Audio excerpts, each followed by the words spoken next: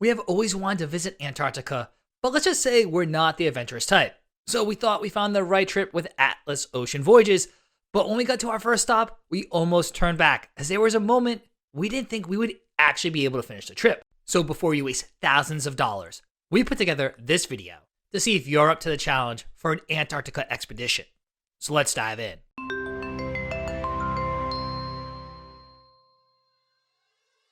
Welcome aboard, cruisers. I'm Don B from Eat, Sleep, Cruise. And when we first told family and friends we were going on an Antarctica Expedition Cruise, we were met with some skepticism. While they know we love cruising to Antarctica, they reminded us that we're not necessarily the outdoorsy type or in the best shape. But what about all the logistics and even the gear? We don't own any of that. So when investigating expedition cruise companies, make sure you know exactly what's included in the cruise fare and what gear you may need to buy or rent before getting on board. Plus, some cruise lines leave you on your own to get to the embarkation port, which, mind you, is at the very tip of South America. Now, if you follow our channel, you know Heidi and I are over planners. We do plenty of research to make sure we pick the right ship, right itinerary, and that we make the most of our time during every single sailing. Of course, an Antarctica trip was no different for us. Now, the one thing that really surprised us when comparing the options was how easy and simple the process actually was. I mean, you are traveling to the end of the world. Luckily, Atlas Ocean Voyages provides an all-inclusive package that makes planning the trip really simple. All you need to do is head to Buenos Aires, Argentina, and they take care of the rest. And there are several major hubs in the US that fly directly there, including Atlanta, Miami, New York, and Houston, among other cities. Once in Buenos Aires, that's where the cruise line takes over and everything is taken care of for you, from transfers to the airport to a pre-cruise hotel stay, as well as round-trip chartered flights from Buenos Aires to Ushuaia, and all transfers once you're in that southernmost city, plus a cultural immersion shore excursion. While some other expedition companies require you to rent gear or purchase supplies, the cruise fare in Atlas Ocean includes essentially everything you need, such as a parka, use of boots, and walking sticks while you're on the ship. Then, once on board, essentially everything is taken care of for you. This 9-night round-trip cruise was the opportunity to transit the Drake Passage and step foot on Antarctica while still providing all the luxury and comforts of a traditional cruise. If you know us, you know there was no way Heidi and I were going to rough it on some retrofitted science vessel. World Voyager is much smaller than the ships we typically sail on, with just 144 passengers during our sailing. The layout and amenities were pretty familiar. This made it easy for us to settle into our home away from home for the next 9 days. In addition to the charter flights and the tour mentioned, all Atlas cruises include all dining and unlimited beverages like beer, wine, cocktails, specialty coffee, and freshly pressed juices. There's also an in-room stocked minibar and 24-hour room service, all part of the cruise fare, as are gratuities, trip delay, and emergency medical evacuation insurance. Further, guests can participate in shore landings, sightseeing safaris by Zodiac, and a polar plunge for no additional cost. So essentially all your excursions, even though the cruise line does offer some upcharge excursions if you want to participate in them. Perhaps one thing that surprised us the most about our Antarctica cruise was the demographics of our fellow passengers. Quite honestly, given the destination and the nature of this type of cruise, we thought would be some of the youngest people on the cruise ship. The guests on our Atlas Ocean Voyages Antarctica cruise were actually younger and more active travelers than we would have guessed. Being in our 40s, we honestly didn't feel out of place at all. In fact, it seemed the majority of the guests were actually in their 40s and 50s, and there were even some younger guests with one couple on their honeymoon. And while most individuals on the ship were definitely experienced travelers, many of them didn't do much cruising. In fact, for some, this was their first cruise or maybe their second or third cruise, which also really surprised us.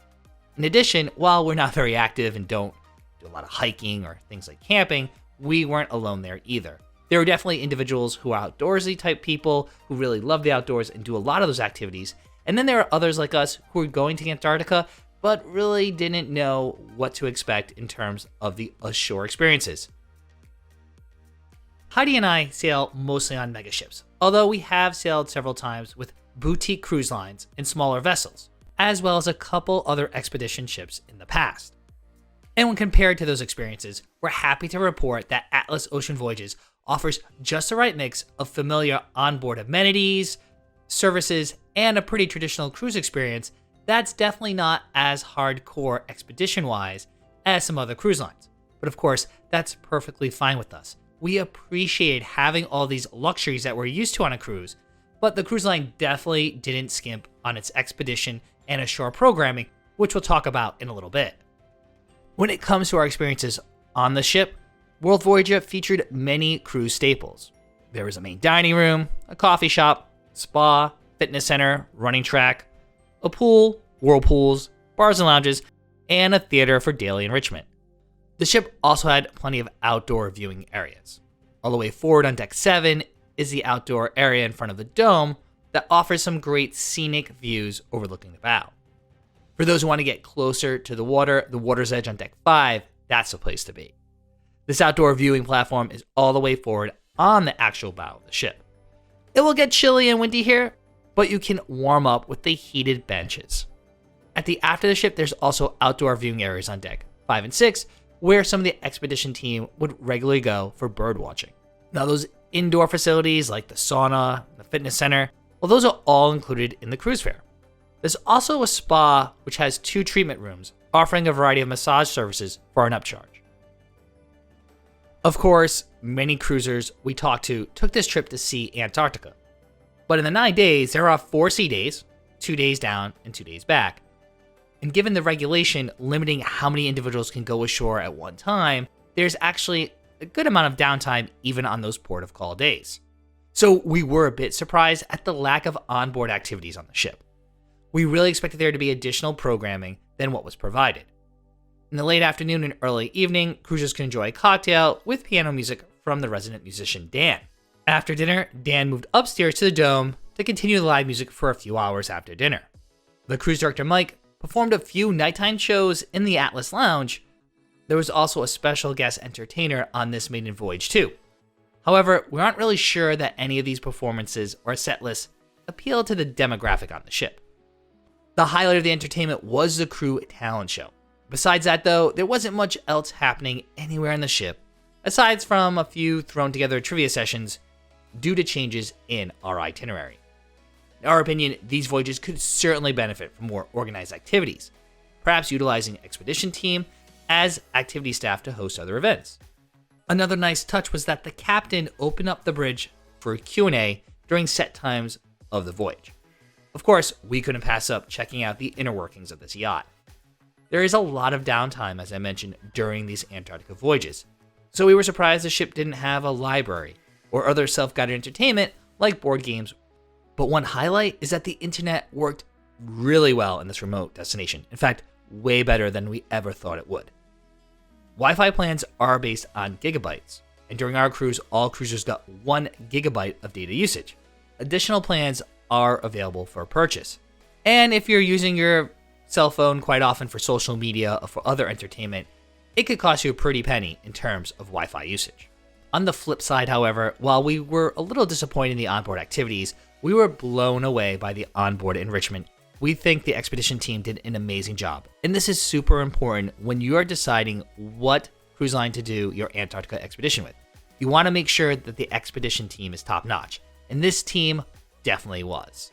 Led by Jean-Roch, the 13-member expedition team on World Voyager consisted of biologists, naturalists, and other experts in outdoor adventure.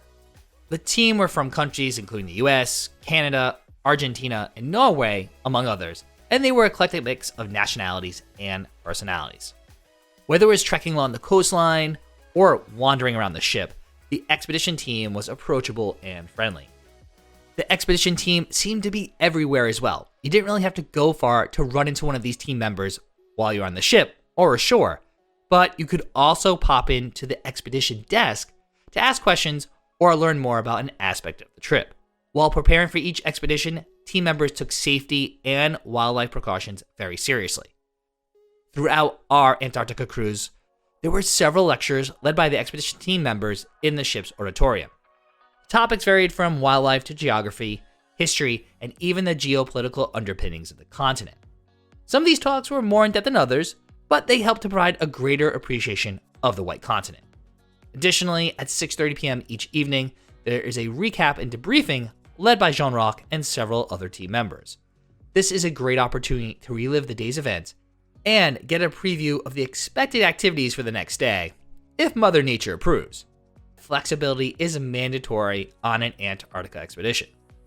Atlas Ocean Voyages and the World Voyager Expedition team shine with execution of ashore outings and the onboard edutainment. So speaking of those explorations, on all Atlas Ocean Voyages Antarctica cruises, the trips include shore landings, Zodiac safaris, and the polar plunge. Our original 9-day itinerary included the embarkation day, the 4 sea days, and then 4, I guess what you would call port days. Given the unpredictable weather though, 3 of the 4 days in Antarctica were defined as captain's choice, with our first port day scheduled in the South Shetland Islands. In ideal weather conditions, guests get 2 outings each of these port days. For these outings, guests are divided into groups and rotate time slots during the cruise. Each group is called at a designated time to enjoy a morning outing and an afternoon outing depending on the weather conditions. Sightseeing Zodiac safaris are approximately 60 minutes, and the shore landings are longer at approximately 90 minutes. And I guess we didn't really understand this going into our expedition cruise, but given the regulations of Antarctica, there are limitations on how many individuals can go ashore or how many individuals can be visiting at one time. And the maximum number allowed ashore is 100 people. And that includes, of course, cruisers and travelers, as well as the expedition team. During our cruise, we successfully made 5 of the 8 stops, right? Those morning stop and afternoon stops for those 4 days. We ended up with 3 landings and 2 Zodiac rides. So even if your expedition cruise itinerary includes ports of call, you can basically toss that schedule aside, as odds are it will change and can change frequently.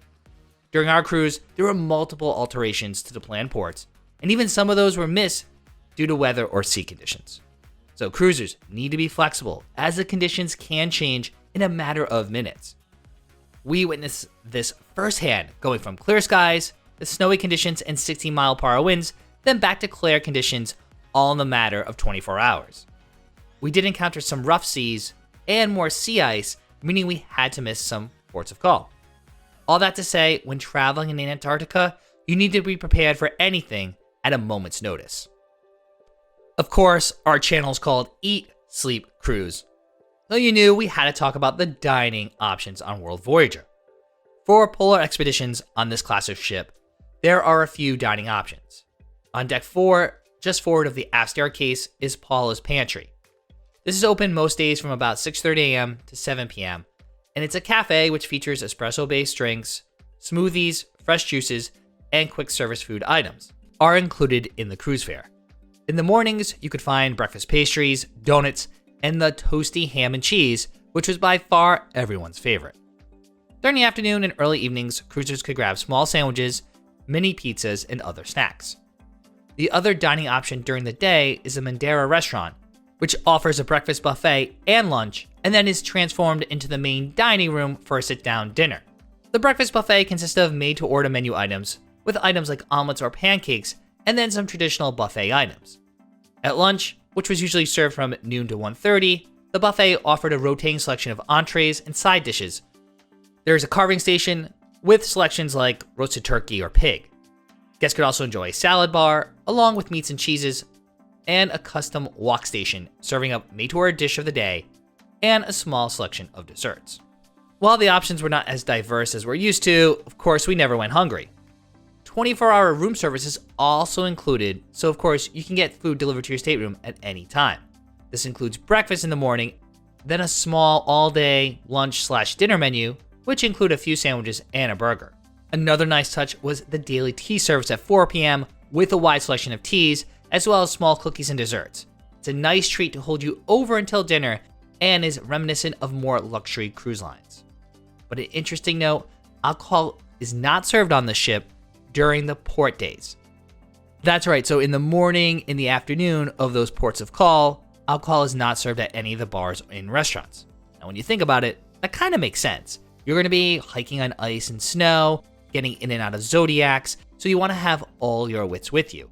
But once you get back on board, once you're done for the afternoon, well, the bars are open, and of course there's plenty of drinks at dinner and later in the evening. And speaking of evenings, once you've gone to the debriefing session at 6:30, the main dining room, the Madeira restaurant, opened for a 3-course elegant dinner every night around 7 p.m. Like many smaller cruise ships, the dining room is open seating for dinner. Of course, we sometimes dined by ourselves or dined in groups. It's really up to you. And honestly, the restaurant featured some of the best dishes I've had at sea, like the roasted rack of lamb, Hunan shrimp, as well as that ship's version of beef Wellington. While the menus are not extensive as some cruise lines, the dishes were upscale and diverse, spanning various global cuisine and preparation methods. Each evening, the menu consisted of a small plant-based section, always available items like a steak or salmon, as well as a selection of rotating starters, main courses, and desserts. Unique to Atlas is the Alma section of the menu. This features Portuguese specialties, paying tribute to the cruise line's heritage. Some of these dishes were among my favorite on the ship. I really enjoyed the empanada, the Portuguese sausage, and the cheese tart dessert. For this Atlas Ocean Voyages Antarctica cruise, we stayed in cabin 545. This Horizon Stateroom, category A2, was located aft on the starboard side of deck 5. According to the cruise line's website, the cabin measures 270 square feet. With this type of cabin, guests do not have an exterior balcony space. Instead, the extra space that would be a balcony is actually inside the cabin, and then there is a top-drop floor-to-ceiling window. While we're not typically fans of this type of balcony, they do have advantages when sailing in destinations like Antarctica. For instance, we didn't have to go outside to experience the conditions, and we could open the window while crossing the Drake Passage and not worry about the 25-foot swells.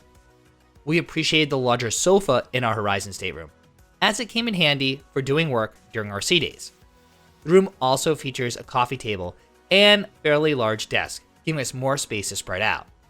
The desk housed the stock mini fridge, as well as an espresso coffee machine and teas, which is definitely a nice touch. Our queen bed was on the midship wall facing aft. Directly across from the bed was the flat screen television, and there was a small nightstand on each side of the bed, though only one side featured a USB outlet for charging devices in the evening. Again, we admit that we are overpackers, so it's no surprise that we did feel the cabin lacked some storage. The closet was rather small. It featured 2 small clothes bars, 2 drawers, and some small shelves, which didn't really fit packing cubes well. Thankfully, we always pack magnetic hooks, so we ended up drying our clothes on these hooks after our expeditions. On the other hand, the stateroom's bathroom is quite spacious in cruise ship standards. It features storage shelves, a large vanity, an oversized shower, and marble finishes. With a rainfall shower head and jet options, the walk-in shower is like a mini spa in your stateroom. Not to mention, it's also stocked with luxurious bath amenities.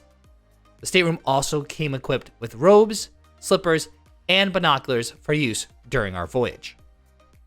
One reason many cruisers opt not to go to Antarctica is because they need to pass the Drake Passage. This body of water where the Atlantic Ocean meets the Pacific Ocean is known for having some of the roughest seas in the world. And of course, as luck would have it, our initial 2 days at sea were among the roughest possible conditions with 10 to 12 meter swells. So that's like 30 to 35 foot swells. So of course, that was completely unexpected. And on the way back, the captain told us we had more reasonable swells of like 3 to 6 meters. And while it was difficult to walk a straight line and all of the outdoor decks were closed, we thankfully did not experience any seasickness.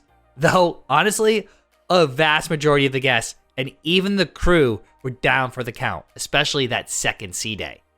That's why it's always good to come prepared with seasickness aids just in case. So we have to admit, the Drake's Passage is no joke. While we had done all this planning and preparation, nothing can really prepare you for the first time you see Antarctica and step ashore. For us, that first stop was Deception Island, where we experienced 2 landings at 2 different points, Pendulum Cove and Whalers Bay. At our first stop, we were told this would be one of the least strenuous treks. But it was still a challenging hike along an icy ridgeline. It was a rather steep and slippery path up to the viewing point. But while we had some trepidation, There was a moment where Heidi almost freaked out. We, of course, still did the walk, and it was well worth it, offering Instagram-worthy shots of the ship. Plus, we couldn't do the least strenuous hike. What we're going to do the next couple of days? With our morning tour complete, the ship sailed a short distance up the coast to Whalers Bay. From the ship, we could see countless penguins dotting the coast. It was so cool. And it wasn't long until we were ashore for our second landing that we saw these irresistible, adorable Gen 2 penguins up close. As we mentioned earlier, each group is given roughly 90 minutes to explore. So of course, we spent most of our time with the penguins, along with a quick self-guided walk to the remains of the whaling station, an old British outpost that is part of this area. Obviously, our first sighting of penguins was the highlight of that day. So the way these landings actually work is that the expedition team goes ahead first, scouts out the area, and then sets up markers. They basically give you a boundary of how far you can go, or they give you a path to walk up that ridge, and you have to follow that path exactly, with orange cones and flags marking the distances where you can no longer pass, and making sure you keep a safe distance from you and the wildlife. Of course, many individuals go on an Antarctica cruise because they want to step foot on the continent. But Zodiac rides, surprisingly, can be just as thrilling in this region. Of those 5 outings I mentioned, 2 of them were Zodiac rides. Our first stop was Triguano Bay. With fresh snow and overcast skies, the ship pulled into a shielded area known to be a spot to see whales, and several species of penguins. While we did see some whales out in the distance, they never really got close to the ship. While landing was impossible, we were approved for about a 45-minute Zodiac ride along the icebergs and glacier faces, and it was an exhilarating chance to get back outside and experience Antarctica from a new perspective. Our final chance to experience Antarctica on our 4th port was a Zodiac ride in Orkney Harbor. Albeit we did arrive to a rather large ice field, so after scouting the coast, the expedition team was not able to find a suitable landing spot. But they decided to offer a Zodiac ride, which would still allow us to touch the continent right under a rookery of penguins. From there, our captain guided the Zodiac through a field of ice, where we got up close and personal with a leopard seal. Skating along the partially frozen waters, we were treated to some fantastic views, which made for the perfect ending to our Atlas Ocean Voyages Antarctica cruise. However, earlier in that day is when we had probably our most fantastic landing at Danko Island. The calm waters and lightly overcast skies gave us hope that the excursions would be good to go. From the ship, we could see a massive rookery of Gen 2 penguins dotting the coast and making their way up the hillside. They seemed to be calling us ashore. From the ship, I could see the expedition team carving a walking path that weaved back and forth as it ascended higher and higher. I thought to myself, there's no way cruisers are going to be able to trek to the top of that hill. With the rotating schedule, we'd actually be one of the last groups to head ashore during this morning port of call, making our landing around 11:30 a.m. But it was well worth it. The expedition team had set up several viewing points along this one-way trail to the top and back. As part of the trail, the expedition team actually carved up a loop that got closer to the penguins lower on the hillside.